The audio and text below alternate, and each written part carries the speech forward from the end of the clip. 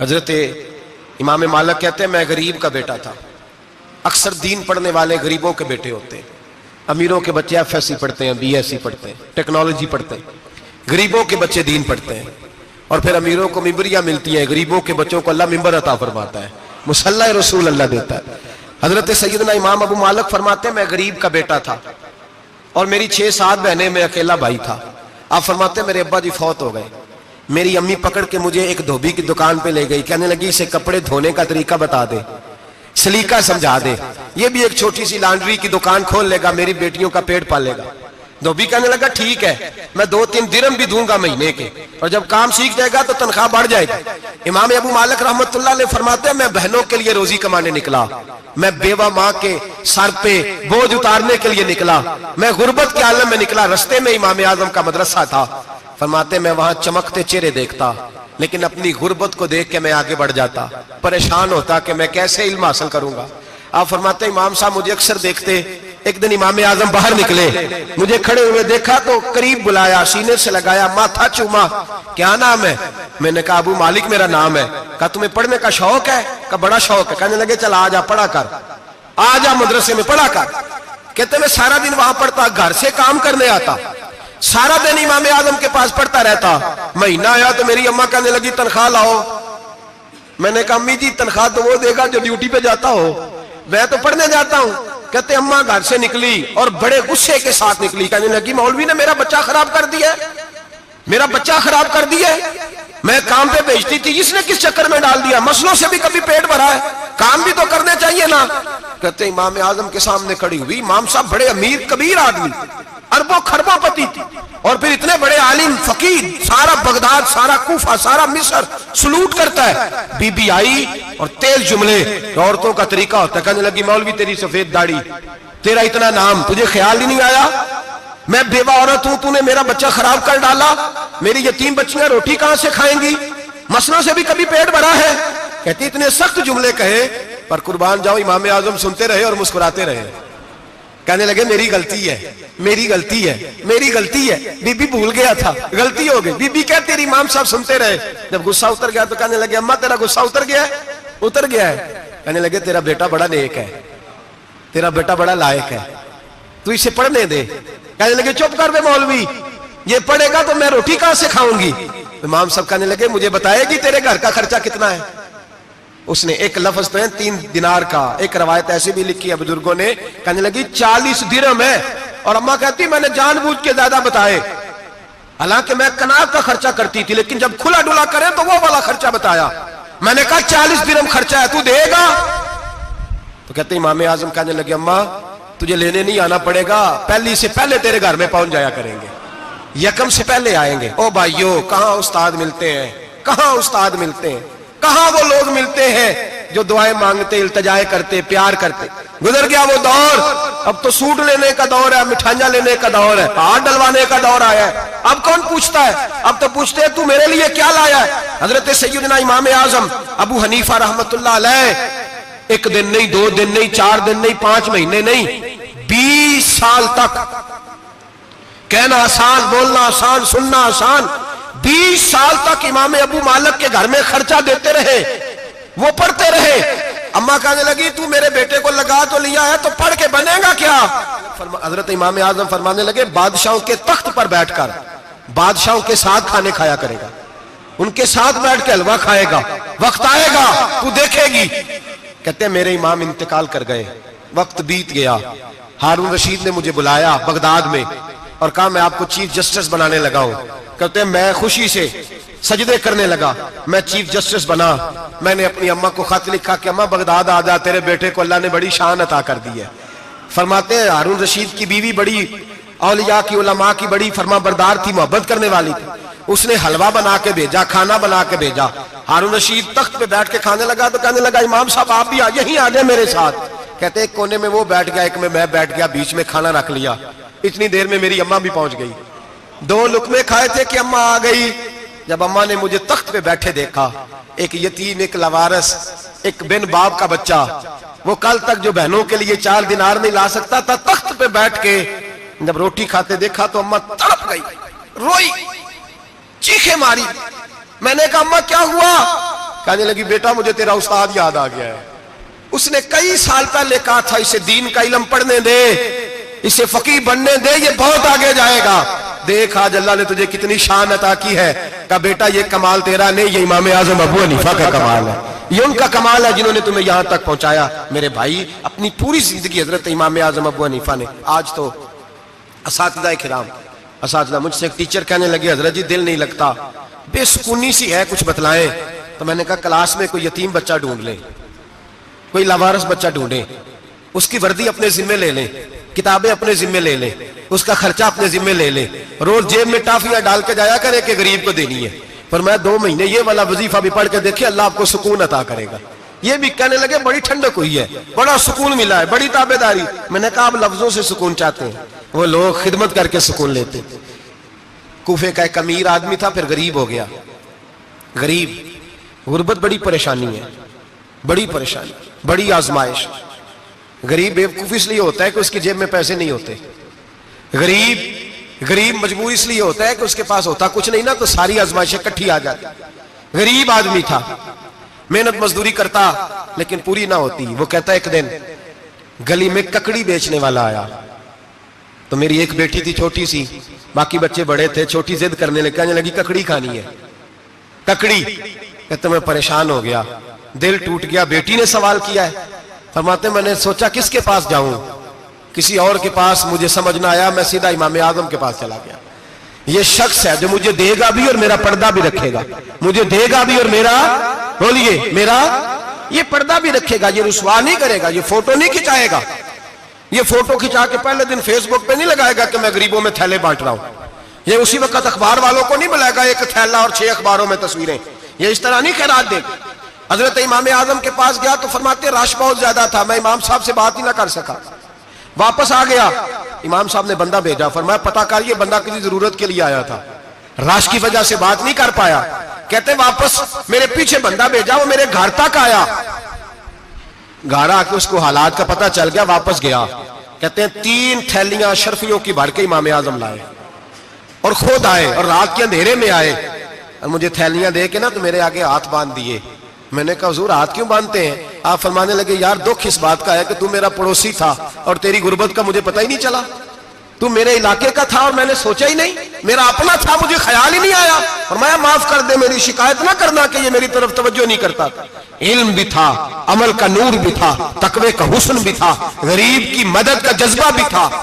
آج لوگوں پر مال کا فتنہ سوار ہوتا ہے، سب پر نہیں لیکن زیادہ لوگوں پر۔ جیسے جیسے مال آتا جاتا ہے ویسے ویسے عقل بھی آتی جاتی ہے، ویسے ویسے سیانے بھی ہوتے جاتے ہیں۔ کہتے ہیں وہ بھی کمائے وہ بھی کرے، میں تو ٹیکنیکلی بڑا ہوں، میں عقل مندی میں بڑی، نہ بہن کی فکر رہتی ہے، نہ بھانجوں کی فکر رہتی ہے، نہ رشتہ دار کی فکر رہتی ہے، نہ دائیں بائیں کچھ دیکھتے ہیں۔ لوگ جیسے جیسے پاورفل ہوتے جاتے ہٹتے جاتے، کٹتے جاتے، امیروں سے گرانے لگتے جاتے، آگے کی طرف دیکھتے جاتے۔ امام اعظم ابو حنیفہ رحمۃ اللہ علیہ نے ساری زندگی پیار کیا، محبت بانٹی، علم، فقاہت، تقوی، روشنی۔ آج لوگوں کو علم ہوتا ہے پر علم کا نور نہیں ہوتا، ہمیں بہت ساری باتوں کا پتہ ہوتا ہے پر وہ باتیں ہمارے لفظوں میں ہوتی ہیں، ہم اس کے حسن سے آگاہ۔ اور اگر میں یہ کہہ دوں کہ ہمیں ان باتوں پر یقین کامل نہیں ہوتا، کہہ رہے ہوتے ہیں، ہم سمجھتے ہیں، بڑی باتیں کرتے ہیں، لیکن ان باتوں کے پیچھے جو عمل کا جذبہ ہے وہ پھیکا ہوتا ہے۔ امام اعظم ابو حنیفہ رحمۃ اللہ تعالی علیہ جتنے بڑے عالم تھے اتنا ہی بڑا خوف تھا اللہ کا دل میں، اتنا ہی بڑا خوف تھا۔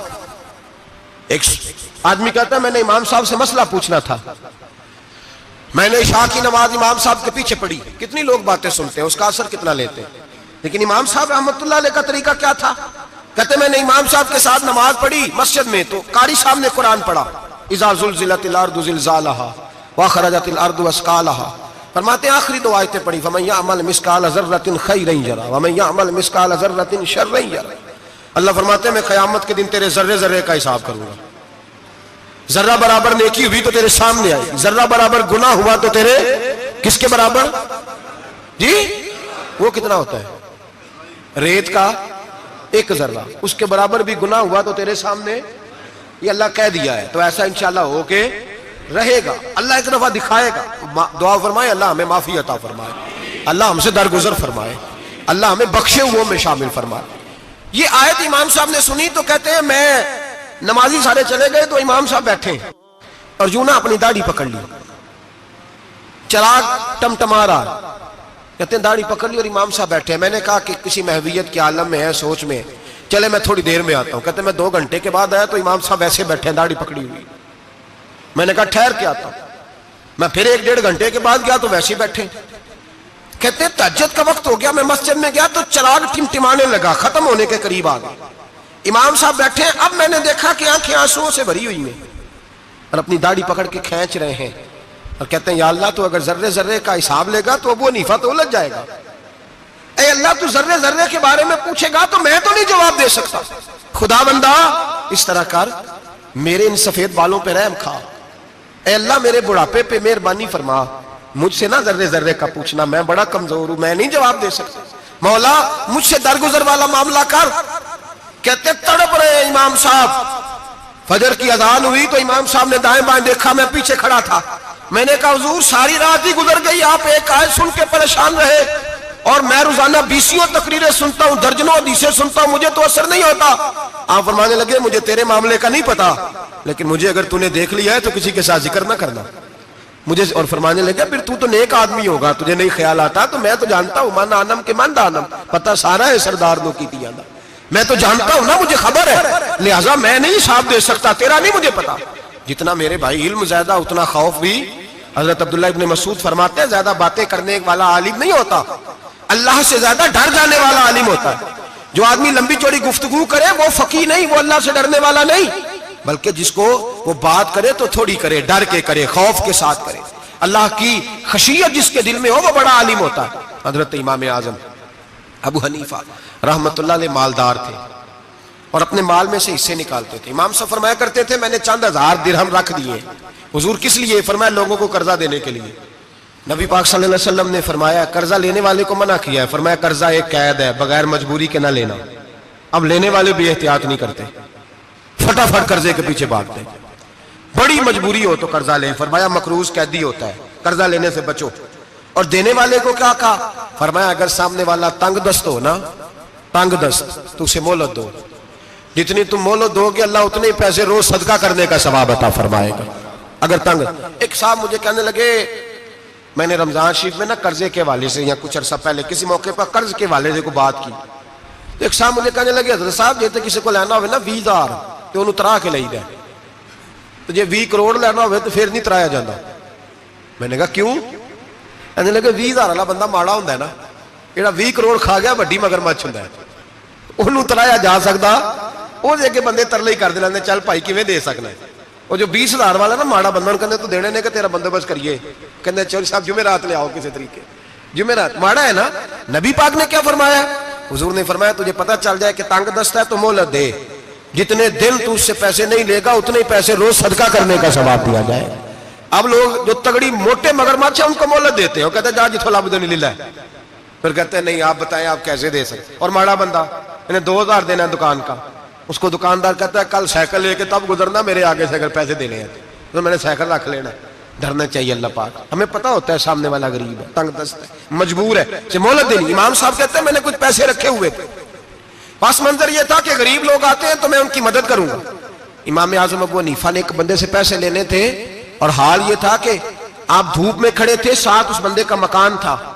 لوگوں نے کہا حضرت دیوار کے سائے میں ہو جائے. فرمانے لگے اس سے پیسے لینے ہیں, اگر سائے میں کھڑا ہوا تو سود میں شمار ہو جائے گا, میں اس سے فائدہ نہیں لے سکتا. ایک بندے سے قرضہ لینا تھا, وہ آپ کو دیکھ کے گلی اور دوسری گلی میں چلا گیا, رستہ بدل گیا اور چھپ گیا. امام صاحب رونے لگے, کہنے لگے اے اللہ میں اتنا برا ہو گیا ہوں کہ تیرے بندے مجھ سے چھپنے لگے, اس کو ڈھونڈ کے لائے, کیوں چھپتا ہے؟ کہ حضور آپ کے پیسے دینے ہیں. آپ نے فرمایا جا میں نے اللہ کی رضا کے لیے معاف کیے, آج کے بعد چھپنا نہ, اس لیے میں نہیں چاہتا کہ تجھے کوفت ہو, تو میری طرف دیکھ کے چھپنے لگا ہے, میری طرف دیکھ کے. غریب تو بھائی گلیوں میں گھستے پھرتے ہیں کہ کوئی بندہ مل نہ جائے. مقروض آدمی پتہ اس وقت چلتا ہے جب خودکشی کر گیا, پتہ اس وقت چلتا ہے پھر لوگ آتے ہیں اس کے بچوں کو کہتے ہیں فکر نہ کرنا ہم تیرے ساتھ ہیں, تو اس کے ساتھ ہونا تھا, ان کا سایہ بچ جاتا. اب آئے ہو امام اعظم ابو حنیفہ رحمت اللہ تعالیٰ علیہ لوگوں کو سہولت دیتے, آسانی دیتے, پیار کرتے, محبت کرتے. ہم لوگوں کا مزاج ایسا نہیں ہے, ہماری اخلاقیات کے اندر وہ حسن نہیں جو ہمارے بزرگ ہمیں دے کے گئے. اور پھر چھوٹی چھوٹی باتوں میں حقوق العباد کا خیال کرتے, چھوٹی چھوٹی باتوں. ہم تو گالی دے کے بھی کہتے ہیں نا چل کیا ہو گیا, گالی دی ہے نا. میں نے دیکھا ہے سائیکل والے کی ٹکر اگر پجارو والے کے ساتھ ہو جائے تو معافی سائیکل والے نے مانگنی ہے, کیونکہ وہ سائیکل پہ بیٹھا ہے نا, اس کی غلطی یہ ہے کہ وہ سائیکل پہ بیٹھا ہے. معافی سائیکل والے نے مانگنی ہے, پجارو والا نہیں مانگے گا. ہو سکتا ہے سائیکل والا اٹھ کے کہے جناب مجھ سے غلطی ہو گئی, مجھے پتہ ہی نہیں تھا کہ آپ تھے, ورنہ میں آپ کے آگے نہ آتا. سائیکل والا مجبور ہے کیونکہ اس کے پاس پجارو نہیں, اور پجارو والا تو شیشہ نہیں نیچے کرتا, کہتا دھوپ آئے گی, گاڑی بڑی مشکل سے ٹھنڈی کی ہے. نیچے اتر کے ملازم کہتا ہے اس کو پوچھو اگر کوئی 200-400 کا نقصان ہوا تو 500 دے دو. مزاج ہے. امام اعظم ابو حنیفہ رحمۃ اللہ علیہ عالم, حقوق العباد کا چھوٹی چھوٹی, آپ کے شاگردوں میں سے کسی کے چہرے پر شکن آتا تو 20 بار پوچھتے کوئی پریشانی ہے میرے بیٹے کو, کیا ہو گیا. ساری زندگی سایہ دار شجر کی طرح گزاری, ساری زندگی شاگردوں پر مریدوں پر محبت کا سائبان رہا, ٹھنڈی چھاؤں رہی امام صاحب کی. امام اعظم ابو حنیفہ رحمۃ اللہ تعالی علیہ گلی سے گزر رہے تھے, لکڑی کے جوتے پہنا کرتے تھے, کھڑاؤ.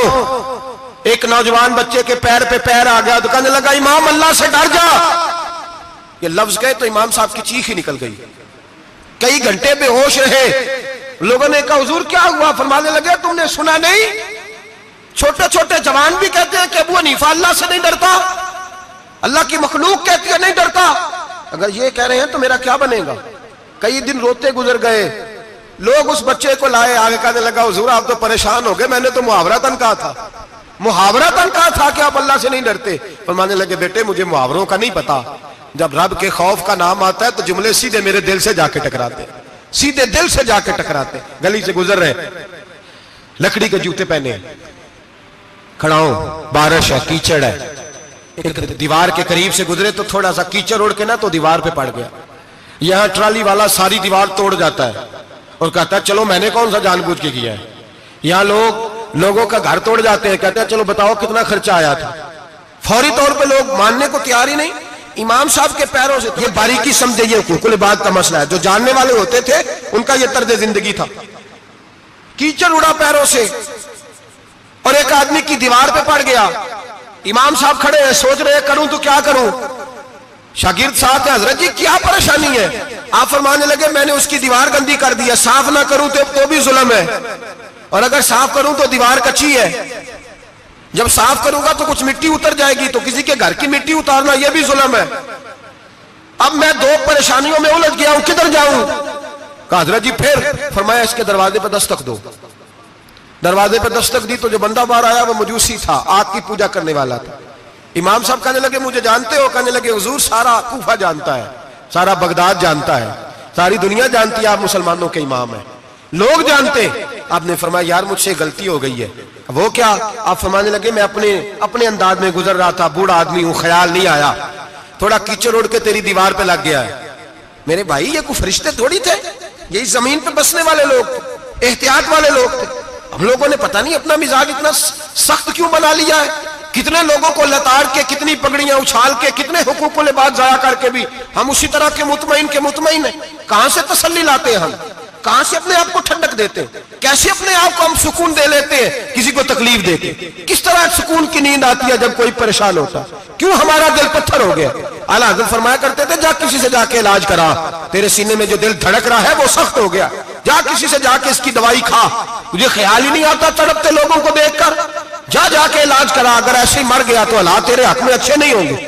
حضرت امام صاحب تڑپ رہے ہیں اور اس شخص کے سامنے آہوزاری کر رہے ہیں جو مجوسی بھی ہے, غریب بھی ہے, کچے گھر میں رہتا ہے. فرمایا یار بتاؤ کیا کروں. امام صاحب باتیں کر رہے ہیں تو وہ آدمی حیرت میں کھو گیا, کبھی دیوار دیکھتا, کبھی اپنا آپ دیکھتا, کبھی امام صاحب کو دیکھتا, دائیں بائیں دیکھتا, پسینے آنے لگے, پتہ نہیں کیا سوچوں کا مد و جزر چلنے لگا, کہاں بات گئی, کہاں تک اس کی سوچ گئی, کہاں پلٹ کے آئی. کہنے لگا امام صاحب میں تو چوک میں رہتا ہوں, روزانہ پتہ نہیں کتنی گاڑیاں مٹی برسا جاتی ہیں, کبھی کوئی نہیں آیا, آپ کو کیا ہوا؟ آپ فرمانے لگے مجھے کسی کا نہیں پتا, مجھے تو میں نے جو قرآن حدیث پڑھا ہے مجھے تو ڈر آ رہا ہے, مجھے بتا تو معافی دیتا ہے کہ نہیں, تیری دیوار صاف ہوگی کہ نہیں. کہنے لگا حضور دیوار کو چھوڑے, پہلے کلمہ پڑھائے, میرا دل تو صاف کر دے. کہنے لگا اتنا میٹھا دین, اتنا پیارا دین, اتنا خوبصورت دین کہ غریب کی دیوار پر کیچڑ لگ جائے اور آپ کو اتنی تکلیف ہو, میں اس دین سے دور کیوں ہوں.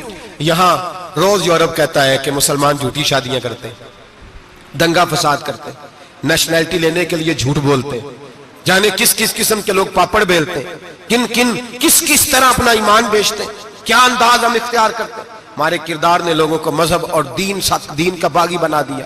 ہمارے بزرگوں کا طریقہ یہ تھا کہ چھوٹی چھوٹی باتوں کا خیال کرتے، چھوٹی چھوٹی باتوں کا۔ بہت بڑے عالم تھے، یہ ساری نیکیاں تو ان کی سماجی تھی، فلاحی تھی، ان کی معاشرت کی نیکیاں تھی، دنیا داری، لیکن جو ان کا باقی کا معاملہ تھا، 4 لوگ ایسے ہیں جو ہمیشہ قرآن پاک ایک رات میں پڑھا کرتے تھے۔ ان میں پہلا نام حضرت عثمان غنی کا ہے، پورا قرآن پاک۔ دوسرا مولا علی شیر خدا کا ہے۔ تیسرا حضرت سعید بن جبیر کا ہے۔ چوتھے امام اعظم ابو حنیفہ ہیں جو ایک رات میں پورا قرآن پاک پڑھ دیا کرتے ہیں۔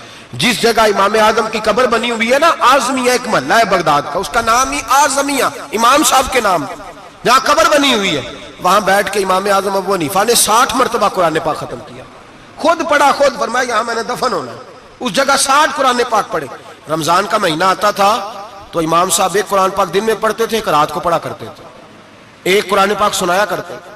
امام صاحب رحمۃ اللہ علیہ ساری رات نفل پڑھتے۔